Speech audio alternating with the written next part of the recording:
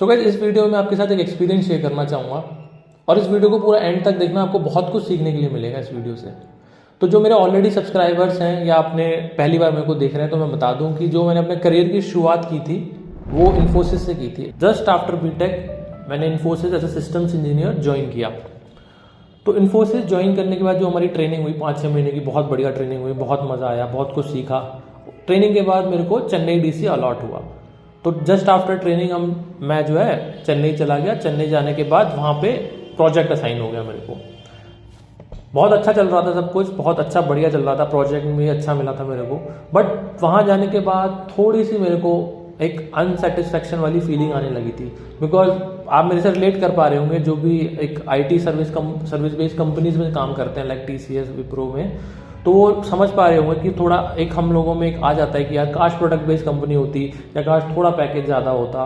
तो उस टाइम मेरे मन में भी यही आ गया। तो मैंने सोचा कि चलो ठीक है, कुछ तो करते हैं। तो मैंने कहा गेट, थोड़ा इंटरनेट पे रिसर्च वगैरह करा, तो मैंने गेट की तैयारी शुरू कर दी थी करनी जो है। तो गेट की मैंने तैयारी करने का पीछे ऑब्जेक्टिव ये था कि मैं अच्छे से गेट में रैंक लेके आऊँगा, किसी अच्छी आईआईटी या एनआईटी से एमटेक करूँगा, वहाँ से जो कैंपस में जो कंपनीज आती हैं, प्रोडक्ट बेस्ड कंपनी आती है, तो वहाँ से बढ़िया से अपना प्लेसमेंट उठाएंगे वहाँ से। तो ये मेरा एम था, ठीक है, ये मेरे एक्सपेक्टेशंस थी, मतलब ऐसा कह सकते हैं आप। तो मैंने अच्छे से बहुत मेहनत करी वहाँ पे, जॉब के साथ साथ लाइक मैनेज किया दोनों जॉब और गेट की प्रिपरेशन को एक साथ पैरेलली करा मैंने। और थैंकफुली बाय गॉड ग्रेस अच्छी रैंक आ गई मेरी गेट 2020 में। उसके थ्रू मेरे को कुछ आईआईटी से कॉल आया, और जो सीसीएमटी के थ्रू जो ऑनलाइन काउंसलिंग होती है, तो वहाँ भी मैंने फॉर्म भरा। तो मेरा जो फाइनल जो लिस्ट में मेरा नंबर आया वो एनआईटी सूरतकल में नंबर आया एमटेक में। तो वो कोविड वाला साल था 2020, मतलब जस्ट उस साल लॉकडाउन लगा था और ये सब ऑनलाइन जो भी हम पहले तो क्लासेस कोविड से पहले ऑफलाइन चलती थी, बट तब से ऑनलाइन क्लासेस चलना शुरू हुई थी सर। तो मेरी ये एक्सपेक्टेशंस थी कि यार वहाँ पे बहुत अच्छे फेस्ट होंगे, वहाँ पे बहुत अच्छा एक कैंपस होगा, कैंपस लाइफ जीने को मिलेगी, प्रोफेसर्स होंगे, बच्चों से इंटरेक्ट करेंगे, अपने बैचमेट से तैयारी करेंगे, कोडिंग करेंगे। तो बहुत सारी एक्सपेक्टेशंस थी मेरी। बट लेकिन कोविड के आने के बाद वो क्लासेस ऑनलाइन स्टार्ट हो गई हमारी वहाँ पे। तो वो पहला साल था जब टीचर्स भी न्यू वेज ऑफ वर्किंग को एडजस्ट कर रहे थे और स्टूडेंट्स भी न्यू वेज ऑफ लर्निंग को एडजस्टमेंट कर रहे थे कि लाइक उनको भी थोड़ा स्ट्रगल हो रहा था टीचर को ऑनलाइन पढ़ाने में, हमको भी थोड़ा पढ़ने में स्ट्रगल हो रहा था, क्योंकि सबके लिए नया था वो साल। तो अब वहाँ पे भी वही, फिर मेरी जो एक्सपेक्टेशंस थी वो पूरी नहीं हो पाई। ना कैंपस में जा पाए हम, ना क्या कहते हैं वो एक कहते हैं ना कि एक कैंपस में रह के क्लासरूम में पढ़ने का एक अलग ही एक फील होता है, तो वो तो एक्सपीरियंस ही नहीं कर पाए। वहाँ पे बस घर पे एक कमरे में बैठ के पढ़ रहे हैं लैपटॉप के आगे, प्रोफेसर लोग स्लाइड से कुछ पढ़ा रहे हैं, तो मतलब वही जो बीटेक में चल रहा था वही सेम चला। तो गाइस मैंने क्या किया था, मैंने जब गेट 2020 एग्जामिनेशन दिया तो कुछ पीएसयूज के भी फॉर्म भरे थे उस टाइम, और बाय गॉड ग्रेस मेरा पीएसयू में भी सिलेक्शन हो गया था। That comes under department of atomic energy. तो मेरा वहाँ भी सिलेक्शन हो गया। तो मैंने एनआईटी सूरतकल में 2-3 महीने क्लासेस की होंगी, तो वहाँ पे थोड़ा मैं अनसेटिस्फाइड हो गया। मैंने कहा यार मज़ा नहीं आ रहा, यहाँ पे तो जो सोचा था वो हुआ नहीं। तो मैंने कहा चलो ठीक है, अगर सरकारी नौकरी में नंबर आ गया, घर वालों ने भी बोला सरकारी नौकरी, और उस टाइम कुछ पता भी नहीं था पेंडेमिक के टाइम की, पता नहीं जॉब आए, कंपनीज आए नहीं आए, क्या रहे क्या ना रहे, कुछ बहुत अनसर्टेनिटी थी। तो ज्वाइन कर लिया, जॉब ज्वाइन कर लिया, सरकारी नौकरी ज्वाइन कर ली। तो नौकरी ज्वाइन की, तो उससे ज्वाइन करने से पहले भी मेरी कुछ एक्सपेक्टेशन थी गवर्नमेंट जॉब को, जैसे आपको रहती होंगी, ठीक है, जो मिडिल क्लास एक जो लड़का रहता है तो उसकी एक्सपेक्टेशन रहती है कि भाई सरकारी नौकरी लगने के बाद ये होगा। तो वहाँ ज्वाइन कर लिया। बट लेकिन वहाँ जाने के बाद भी थोड़ी वो एक्सपेक्टेशंस मेरी मतलब वो फुलफिल नहीं हो पाई, जो मैंने सोचा था वैसा हो नहीं पाया वहाँ पे। तो वहाँ पे फिर मेरे दिमाग में आया, बात करी 1-2 लोगों से और इंटरेक्ट किया, तो वहाँ पे वही आया कि चलो थोड़ा और तैयारी कर लेते हैं, लाइक यूपीएससी की तैयारी कर लो, आरबीआई की तैयारी कर लो, और जो स्टेट पीसीएस के एग्ज़ाम है वो वाली तैयारी कर लो। तो अब उन तैयारियों में लग गए। मतलब कहाँ मैंने जो तैयारी शुरू करी थी गेट के लिए शुरू करी थी, फिर गेट के बाद फिर अब मैं किसी नॉन टेक्निकल एग्जाम्स की तैयारी करने लग गया। और यही एक रीज़न रहा कि मेरे काफ़ी टाइम से मतलब मैं यूट्यूब पे वीडियो नहीं डाल पाया, बिकॉज मैंने वो अपना जो पैशन था यूट्यूब का वो भी थोड़ा साइड में रख दिया। मैंने कहा नहीं, एग्जाम्स को पहले प्रायोरिटी देते हैं, एग्जाम निकल जाएगा और क्या कहते हैं फिर बढ़िया तरीके से मस्त एकदम लाइफ रहेगी हमारी। कुछ महीने पहले मतलब मैं यही सोच रहा था कि लाइक मैं अपनी जर्नी को सोच रहा था कि लाइक मैंने इन्फोसिस गेट दिया, फिर अब मैं ये वाली मैं तैयारी कर रहा हूँ तो अदर एग्जाम की जो नॉन टेक्निकल एग्जामिनेशन है, तो नॉन टेक एग्जाम की तैयारी कर रहा हूँ। तो फिर मैंने कहा कि अगर इन केस एग्जाम क्लियर हो भी जाए मेरा, और फिर वही सेम फीलिंग मेरे अगर आ जाए एग्जाम क्लियर करने के बाद कि मतलब मजा नहीं आ रहा, या मेरी वो जो मेरी एक्सपेक्टेशन है वो नहीं हुई पूरी, तो क्या होगा। तो सब कुछ होते हुए भी, लाइक मेरे पास बहुत अच्छी जॉब भी थी, मेरे पास अच्छी खासी सैलरी भी थी, सब कुछ होते हुए भी वो एक अनसेटिस्फेक्शन वाली फीलिंग आ रही थी मेरे को जो है। अब आप मेरे से रिलेट कर पा रहे होंगे, लाइक आप एक अच्छी पोजीशन में होंगे, आपके पास एक अच्छी कॉर्पोरेट जॉब होगी, अच्छी गवर्नमेंट जॉब होगी, उस पोजीशन में रहने के बाद भी अगर आपको अनसेटिस्फेक्शन वाली फीलिंग आ रही है, तो इस वीडियो में मैं आपको आंसर दूंगा कि क्यों आती है।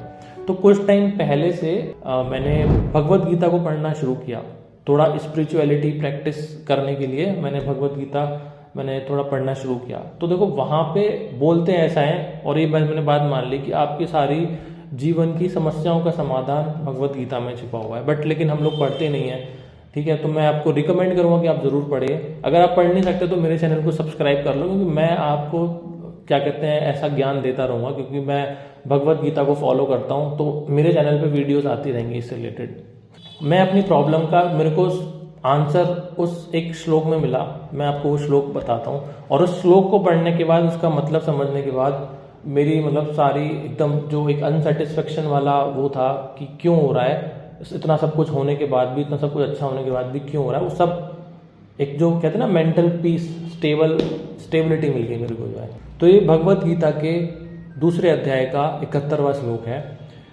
विहाय कामन्यः सर्वान् पुमां शरति निःस्पृह निर्ममो निरंकारः शान्तिमधिगच्छति। तो इस श्लोक में श्री कृष्ण अर्जुन से कह रहे हैं कि जो व्यक्ति अपनी इच्छाओं को, अपनी कामनाओं को दूर रखकर बिना किसी अहंकार के काम करता है, वो व्यक्ति हमेशा शांति में रहता है, उसकी जो एक मेंटल स्टेबिलिटी है, जो पीस ऑफ माइंड है, वो हमेशा बना रहता है। तो क्या ये सेम चीज़ मेरे साथ तभी हुई थी जब मैंने इन्फोसिस ज्वाइन किया था, ठीक है। जब मैंने अपने गेट के एग्जामिनेशन की तैयारी करना शुरू किया था, तो मेरे अनकॉन्शियस माइंड में वो एक्सपेक्टेशंस थी, अनरियलिस्टिक एक्सपेक्टेशंस थी कि एग्जाम क्लियर होने के बाद तो लाइफ सेट है और सोशल एक स्टेटस बन जाएगा, सारी जगह वाह वाह हो जाएगी मेरी, और क्या कहते हैं आस पड़ोसी क्या कहते हैं बहुत तारीफ करेंगे, रिश्तेदार सब तारीफ करेंगे, मतलब एक जो मिडिल क्लास एक लड़के की जो एक एक्सपेक्टेशंस होती हैं वही था। और यही सेम चीज़ मेरे साथ अभी हो रही थी जो मैं आरबीआई और यूपीएससी की तैयारी कर रहा था अपनी। तो क्या कहते हैं कि अगर बस ये वाला एग्ज़ाम क्लियर हो जाए, इसके बाद तो फिर पता नहीं क्या ही हो जाएगा, मतलब क्या मतलब। बट मैं आपको टू बी ऑनेस्ट में बता दूं कि एक एग्ज़ाम मैंने ऑलरेडी क्लियर कर रखा है, गवर्नमेंट जॉब भी ले रखी है। तो मैं आपको बता दूं कि देखो कोई किसी को कोई फ़र्क नहीं पड़ता है, आपके आस पड़ोसी वालों को और इन सबको आप अगर इनके लिए कर रहे हैं कि मेरी यहाँ पे सोशल रिस्पेक्ट बन जाएगी या मेरी वाह वाह हो जाएगी, तो देखो वो बहुत गलत एक्सपेक्टेशन है, वो लेके मत चलना। आप अनसेटिस्फाई होने वाले हो, आपके अगर भले ही जॉब निकल जाए अच्छे से, तो फिर भी आप खुश नहीं रहोगे उसमें, क्योंकि आपकी वो एक्सपेक्टेशंस ही वो नहीं होंगी, पूरी नहीं होंगी। मैं आपको अभी बता रहा हूँ कि अगर आप कैट की तैयारी कर रहे हो भी, या किसी भी एक अच्छी प्रोडक्ट बेस्ड कंपनी की तैयारी कर रहे हो, गेट की तैयारी कर रहे हो, किसी भी एग्जामिनेशन की तैयारी कर रहे हो, तो कोई भी अपने दिमाग में अनरियलिस्टिक एक्सपेक्टेशन लेके तैयारी मत करना। ऐसे मत करना कि एक बार मेरा कैट का एग्जामिनेशन तैयार हो जाए, IIM अहमदाबाद चला जाऊँ या बैंगलोर चला जाऊँ, तो उसके बाद क्या कहते हैं एक सोशल रेस्पेक्ट बन जाएगी, मेरी वाह वाह हो जाएगी, लाइफ सेट हो जाएगी, सॉर्टेड हो जाएगी। देखो सॉर्टेड सेट कभी नहीं होती, ठीक है। हर फेज में, लाइफ के अलग अलग फेज में कुछ ना कुछ प्रॉब्लम्स आती रहती हैं। आज कुछ सेट ऑफ प्रॉब्लम्स हैं, कल को एग्जाम क्लियर करने के बाद अलग सेट ऑफ प्रॉब्लम्स होंगी, वो कुछ हम कह नहीं सकते। तो अगर आप कोई भी एग्जामिनेशन की तैयारी कर रहे हो, वेदर इट्स गवर्नमेंट एग्जाम और it's like normal college entrance exam, तो ध्यान रखो कि आप क्रिस्प रखो, अपनी एक्सपेक्टेशंस क्लियर रखो, कोई भी अनरियलिस्टिक एक्सपेक्टेशन या गलत एक्सपेक्टेशंस मत रखो। एक मैं रियल लाइफ एग्जांपल और देना चाहूँगा, बहुत अच्छा एग्जांपल है, इससे तो आप पक्का रिलेट कर लेंगे, ठीक है। आजकल हस्बैंड वाइफ का रिलेशनशिप हो गया या फिर गर्लफ्रेंड बॉयफ्रेंड का रिलेशनशिप हो गया, तो उसमें क्या होता है मैं बताता हूँ आपको। जैसे मैं एक नॉर्मल एक एग्जाम्पल ले रहा हूँ, ठीक है, कि लड़के का बर्थडे है और क्या कहते हैं लड़की ने बहुत सारे एफर्ट डाल के तैयारियां करी कि मेरे पति का बर्थडे है, मेरे बॉयफ्रेंड का बर्थडे है, तो बहुत अच्छे स्केल पे उसने तैयारियां की और अच्छा वेन्यू बुक किया, बहुत सारे लोगों को बुलाया और मतलब अच्छा सा गिफ्ट प्लान किया, सब कुछ अच्छे से प्लान करके किया उसने। बट क्या रहता है कि उसके जो लड़की के मन में अनकॉन्शियस माइंड में एक्सपेक्टेशन रहेंगी कि देखो मैंने इतना किया, अब देखो कल को मेरे बर्थडे पे भी ये भी इतना करेगा, जो है ये भी एक क्या कहते हैं अच्छा गिफ्ट देगा मुझे, अच्छे वेन्यू में पार्टी देगा, मतलब जो रहती है एक नॉर्मल बीइंग अ ह्यूमन, ऐसे एक्सपेक्टेशन आ जाती हैं। भले ही वो दोनों बहुत कंपैटिबल हो, भले ही उन दोनों का रिलेशनशिप बहुत अच्छा हो, बट इन एक्सपेक्टेशंस की वजह से ही प्रॉब्लम आना शुरू हो जाती है। जो है अगर उस लड़के ने कुछ भी छोटा मोटा इधर उधर कर दिया, जो मतलब उसकी एक्सपेक्टेशन, लड़की की एक्सपेक्टेशन पे नहीं खरा उतर पाया, तो वहीं से शुरू हो जाएगी कि क्या कहते हैं कि आप तो कुछ नहीं करते मेरे लिए, जो होती है नॉर्मल हम यंगस्टर्स में जो एक तू मैं में हो जाती है।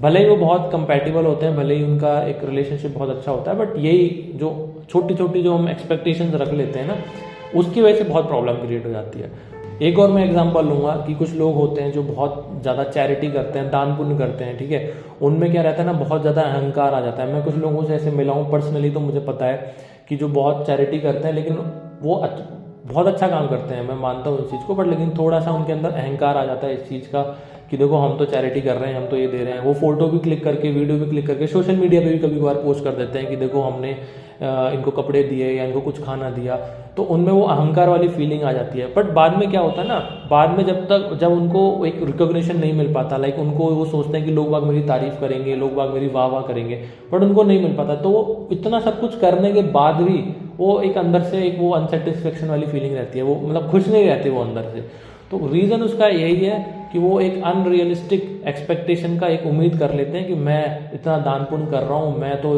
ये कर रहा हूँ, वो कर रहा हूँ, इतना पैसा खर्च रहा हूँ, तो लोग बाग मेरी वाह वाह करेंगे, लोग बाग बोलेंगे कि वाह कितना बढ़िया काम कर रहे हो। अगर लोग बागों ने बोल दिया तो ठीक है, अगर नहीं बोला, जो कि आज की डेट में होता है, तो किसी को कोई फर्क नहीं पड़ता। टू बी ऑनेस्ट मैं बता रहा हूँ, आपके आस पड़ोस में जो लोग रह रहे हैं, आपके जो रिश्तेदार वगैरह हैं, तो उनको इतना कोई ज़्यादा फर्क नहीं पड़ता कि आप क्या कहते हैं, क्या कर रहे हैं, कैसे कर रहे हैं, ठीक है। Exceptions are there, but in general case में बता रहा हूँ। तो जब आपको वो रिकॉग्निशन नहीं मिलेगी, तो फिर आप खुश नहीं हो पाएंगे।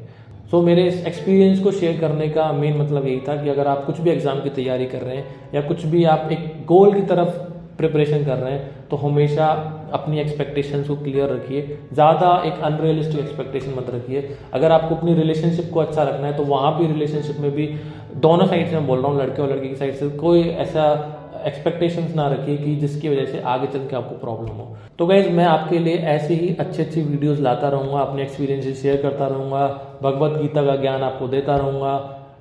तो आप मेरे चैनल को सब्सक्राइब कर लिए, वीडियोस को अच्छी लगी हो तो प्लीज़ लाइक कर देना, और कमेंट सेक्शन में बताना कि अगर आपके साथ कुछ ऐसा एक्सपीरियंस हुआ तो प्लीज़ ज़रूर शेयर करना, मैं आपके सारे कमेंट्स पढ़ता हूँ जो है। तो मिलते हैं फिर नेक्स्ट वीडियो में आपसे, तब तक के लिए गुड बाय।